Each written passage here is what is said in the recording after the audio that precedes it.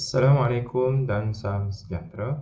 Pada hari ini, kumpulan kami akan membentangkan berkenaan modul SSZK 2003 iaitu penyelidikan sains sosial bagi sesi 2023-2024 JJ 232 yang dikendalikan oleh pensyarah kami pada semester ini iaitu Puan Hamidah binti Ramlan.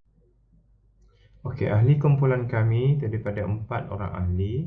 Yang pertama, saya sendiri, Muhammad Rohaizat bin Rusli, nombor matrik 282802, diikuti Puan Nurliza binti Malik 282985. Kemudian Encik Jaya Raj Tabamtu 282940 dan akhir sekali Puan Nirmala Devi 282980.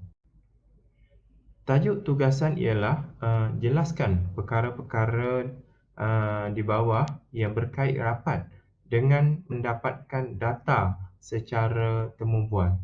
Yang pertama sekali adalah temu bual berstruktur, yang kedua temu bual semi struktur, yang ketiga temu bual tidak berstruktur, dan yang keempat adalah cara penyediaan garis panduan temu bual berstruktur ataupun semi struktur. Pengenalan berkenaan temu bual. Temu bual merujuk kepada proses pengumpulan maklumat atau data dengan berinteraksi secara langsung dengan individu atau kumpulan orang. Ia melibatkan pertanyaan dan jawapan antara pemberi temu bual dan responden. Tujuan temu bual adalah untuk mendapatkan pemahaman yang lebih mendalam tentang pandangan, tentang pendapat, pengalaman atau pengetahuan responden mengenai topik tertentu. Temu bual boleh dilakukan dalam pelbagai bentuk, termasuk temu bual berstruktur, temu bual tidak berstruktur dan temu bual semi struktur. Temu bual berstruktur merupakan temu bual yang dijalankan secara formal, dirancang secara teliti dan dilaksanakan mengikut satu senarai soalan yang perlu dijawab oleh responden. Manakala temu bual semi struktur adalah temu bual yang dijalankan mengikut soalan yang dibina dan kita boleh menambah soalan mengenai mengikut kesesuaian. Manakala temu bual ini tidak perlukan soalan temu bual yang banyak, memadai dalam 8 hingga ke 10 soalan sahaja sebab kita boleh mencelah dan menambah soalan semasa sesi temu bual itu dijalankan. Yang seterusnya adalah temu bual tidak berstruktur, di mana temu bual tidak berstruktur adalah suatu bentuk temu bual yang tidak mempunyai sebarang senarai soalan yang dibina sebelum temu bual itu dijalankan. Temu bual adalah kaedah yang penting dalam penyelidikan sosial, pengumpulan data kualitatif dan juga dalam proses pengambilan keputusan di peringkat perniagaan maupun organisasi.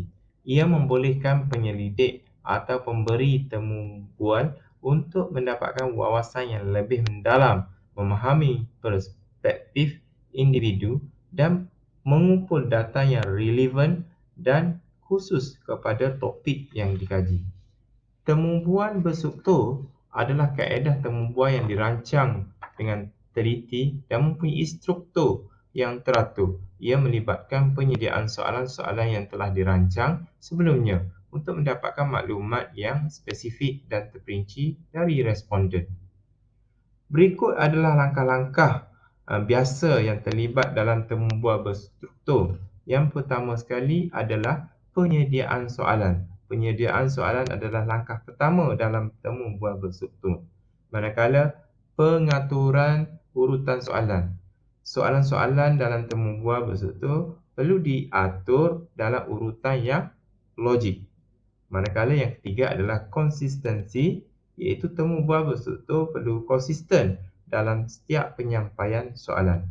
Yang keempat adalah pengendali temu bual, di mana temu bual berstruktur memerlukan pengendali yang baik oleh pemberi temu bual.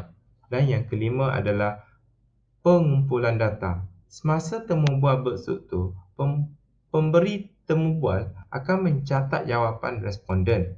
Data ini kemudiannya akan dianalisis untuk mendapatkan maklumat yang relevan dan berguna. Oleh itu, temu bual berstruktur adalah kaedah yang popular dalam penyelidikan dan pengumpulan data. Ia membolehkan penyelidik untuk mendapatkan maklumat yang terperinci dan terkumpul dengan teliti daripada responden. Saya Noliza Malik, nombor matrik 282985. Saya akan menerangkan tentang temu bual semi-structure.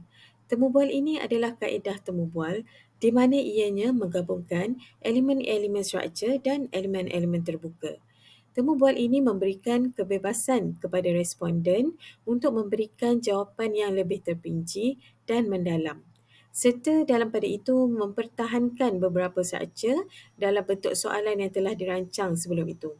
Temu bual ini merupakan pendekatan yang fleksibel dan membolehkan penyelidik mendapatkan maklumat yang lebih mendalam serta terperinci dari responden. Ia juga sering digunakan dalam penyelidikan kualitatif dan membolehkan penyelidik untuk memahami konteks dan kompleksiti topik yang dikaji. Salam sejahtera, saya Jayaraj Tawangtu, nombor matriks 282940. Temu bual tidak berstruktur. Temu bual tidak berstruktur adalah kaedah temu bual yang tidak melibatkan soalan-soalan yang telah dirancang sebelumnya. Ia memberikan kebebasan penuh kepada responden untuk menyampaikan pandangan, pemikiran dan pengalaman mereka tanpa batasan atau arahan yang ditetapkan. Temu bual tidak berstruktur sering digunakan dalam penyelidikan kualitatif di mana tujuannya adalah untuk memahami pandangan, pengalaman dan persepsi responden secara mendalam. Ia membolehkan responden untuk memberikan maklumat yang lebih bebas dan memberikan wawasan yang lebih kaya tentang topik yang dikaji. Walau bagaimanapun, ia juga memerlukan kecekapan dalam analisis data yang lebih subjektif dan interpretatif. Perbezaan temu bual berstruktur dan tidak berstruktur. Temu bual berstruktur, penyediaan soalan, pengaturan urutan soalan, konsistensi, pengendalian temu bual, pengumpulan data. Manakala temu bual tidak berstruktur, tanpa soalan terstruktur, fleksibiliti yang tinggi, tidak ada arahan yang ditetapkan, analisis yang lebih subjektif. Hai semua, saya Nirmala Dewi, nombor matrik saya 282980. Hari ini saya nak terangkan penyediaan garis panduan temu bual berstruktur atau semi-struktur. Yang pertama, tentukan objektif temu bual. Mulakan dengan menentukan objektif temu bual anda. Apakah tujuan utama temu bual ini? Apa maklumat yang ingin anda dapat daripada responden? Dan menetapkan objektif yang jelas akan membantu anda merancang soalan-soalan yang sesuai. Seterusnya, identifikasi tema-tema utama. Kenal pasti tema-tema utama yang ingin anda kaji dalam temu bual ini. Akan membantu anda merancang soalan-soalan yang relevan dan terarah. Fokus pada aspek-aspek yang penting dan relevan dengan objektif temu bual anda. Yang seterusnya, rancang soalan-soalan. Berdasarkan tema-tema utama yang telah dikenal pasti, rancang soalan-soalan yang sesuai. Pastikan soalan-soalan tersebut jelas, mudah difahami dan relevan dengan tema-tema yang ingin dikaji. Anda boleh menggunakan soalan terbuka atau tertutup, bergantung kepada jenis maklumat yang ingin anda perolehi. Yang seterusnya pula, susun urutan soalan. Susun urutan soalan dengan teliti, mulakan dengan soalan-soalan yang lebih umum dan mudah dan kemudian bergerak ke soalan-soalan yang lebih mendalam dan kompleks.